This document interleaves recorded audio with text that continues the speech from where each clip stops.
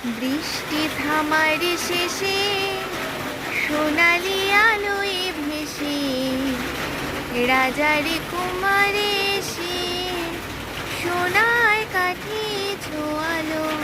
বৃষ্টি থামার শেষে সোনালি আলোয় ভেসে রাজার কুমারে এসে সোনার কাঠি ছোঁয়ালো।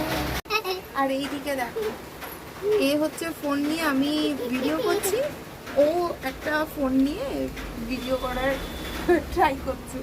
বাট এই ফোনটাতে কোনো কাজ হয় সন্টু? কই হয়? অন করে দেখিও তো সবাইকে, দেখাও দেখাও।